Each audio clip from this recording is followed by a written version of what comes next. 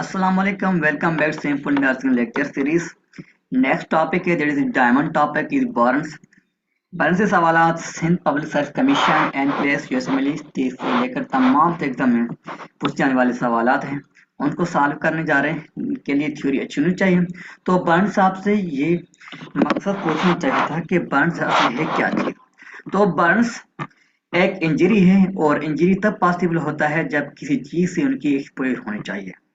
Simple burn injuries cause by direct tissue of damage from exposure. किसी चीज की कोई भी एक्सपोजर हो जो कि इंजरी कॉज करे, दिस कॉल्ड बर्न। हो सकता है वो सनलाइट की वजह से हो सकता है वो केमिकल इंजरी की वजह से हो, या थर्मल जो कि हीट या हार्ड मटेरियल के साथ बॉडी टच में आ गया है, इसी वजह से भी इंजरी पॉसिबल है, या इलेक्ट्रिसिटी से भी। तो आपको पता है कि स्किन के जो 3 लेयर हैं, ठीक है, epidermis, dermis and subcutaneous tissues. Under skin we find fascia, muscle, bone वगैरह वगैरह। तो ये जो 3 लेयर्स हैं, लेफ्ट साइड ये पिक्चर में आपको शो हो रहा होगा कि एपिडर्म्स, डर्म्स एंड सबक्यूटेनियस टिश्यू।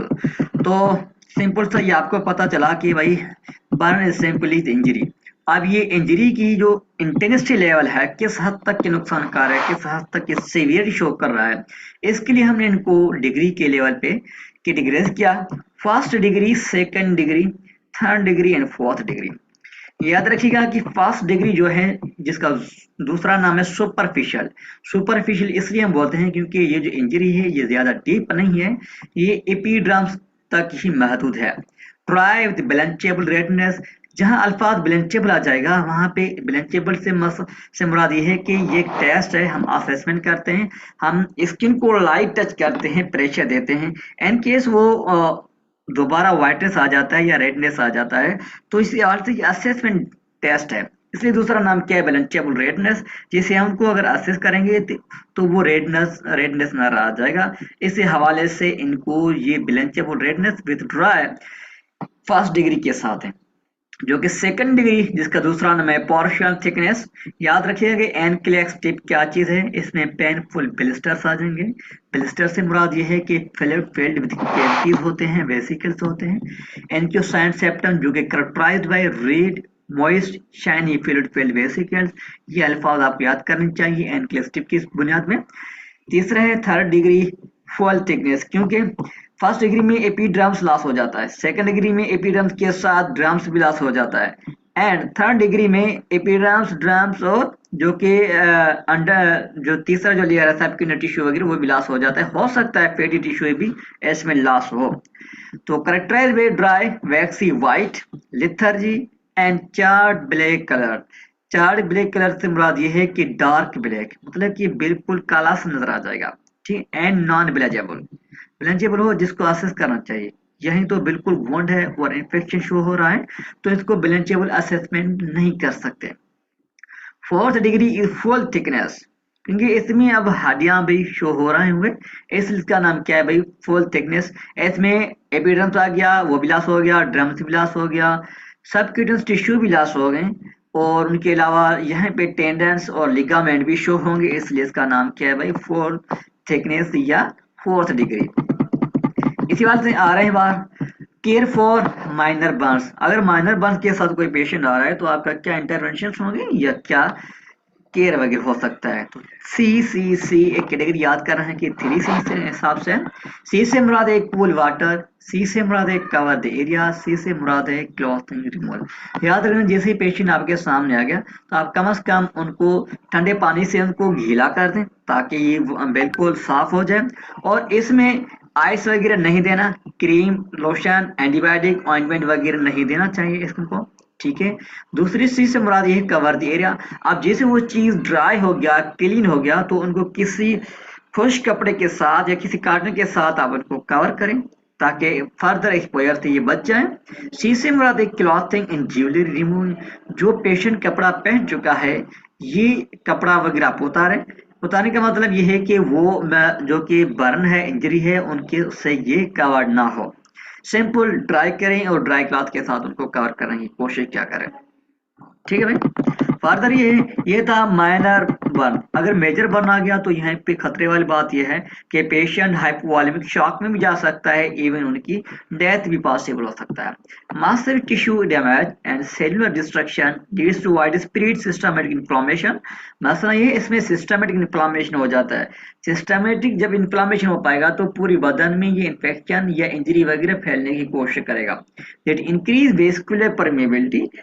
तो अगर सिस्टमैटिक इन्फ्लेमेशन हो जाता है तो सिस्टमैटिक परमेबिलिटी से मुराद ये है कि ब्लड लीक हो सकता है।